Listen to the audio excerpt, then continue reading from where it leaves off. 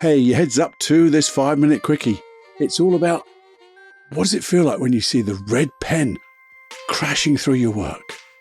And what does it feel like when someone says how much they enjoyed what you did? There's a big difference between the two, and the effect of either one is so big. Have a listen and find out. Something to think about, something to muse after this. Warning. Warning. Warning. Warning. You are entering into the unplugged mind of Paul Clough. Too late. Personal Development Unplugged. Hey, another 5-minute quickie. Now, I want to take you back into a memory. Do you remember? Remember back at school? You know those days when you used to give in your homework and the teacher would mark it?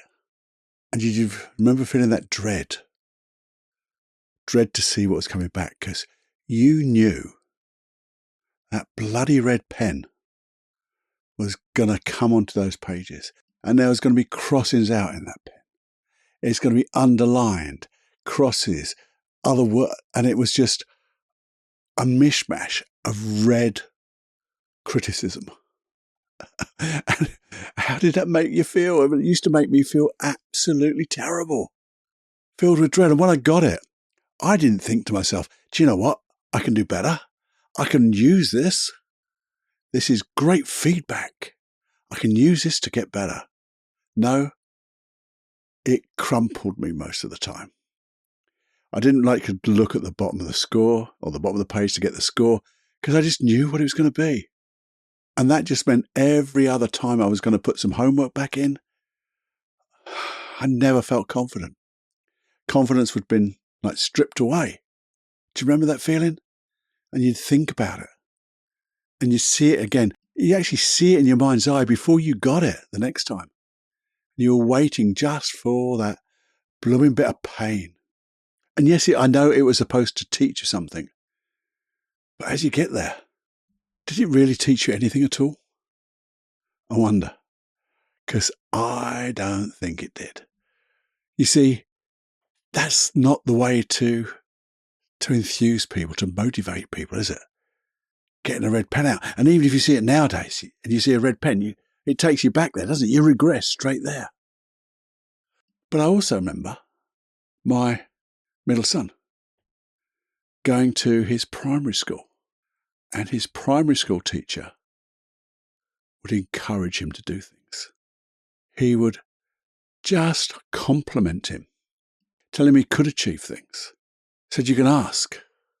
But it was just a different way. He just, every time Luke would do something and it was positive, he would comment on it. Not big, but just keep commenting on those positive things. Because you know what? It just works that way. When you get a nice comment, what happens? Your chest comes out. You feel good. You just want to do whatever you do. And you want to do more of it, don't you?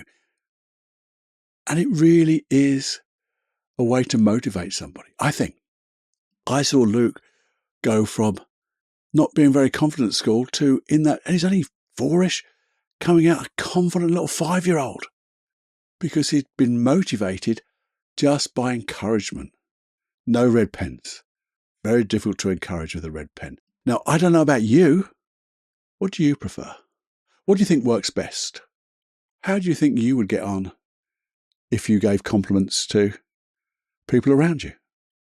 Just saying. With sincerity, no fibbing. When someone does something which is good and you enjoy, just that little sentence, I really enjoyed that. Wonderful. Right. Move on to the next one. I guarantee you, the old Cloughy guarantee, the old personal development unplugged guarantee, they're going to excel. They're going to get better and better. And do you know what the weird thing is? The weird thing, that really weird thing, the weird thing that happens because of that, they get better at the stuff they weren't so good at. It brings up that level.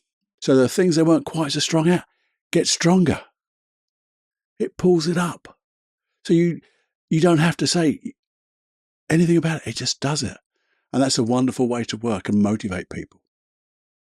But tell them the truth. When they do something good, comment on it. Tell them how much you liked it. Tell them anything that just feels right. And you're going to see people explode with motivation, explode with confidence, and their levels of success will get better and better. Here's the thing, though. What would happen if you did that to yourself?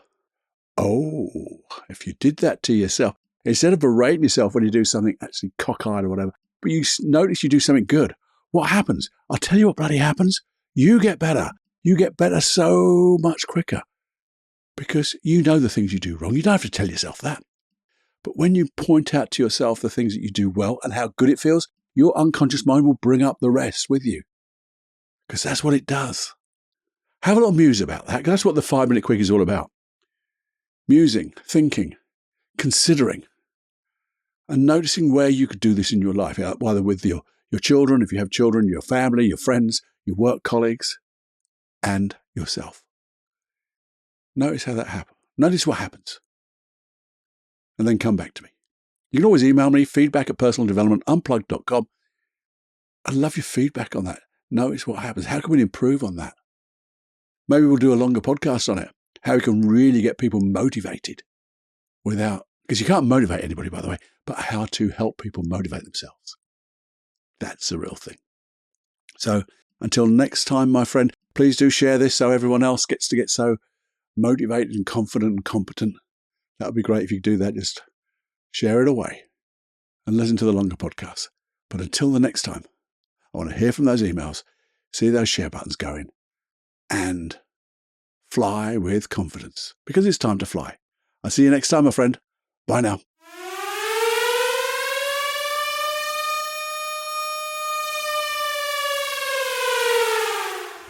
Warning, you are now leaving the unplugged mind of Paul Clough. It's time to fly on your own. Be brave, my friend. Personal Development Unplugged.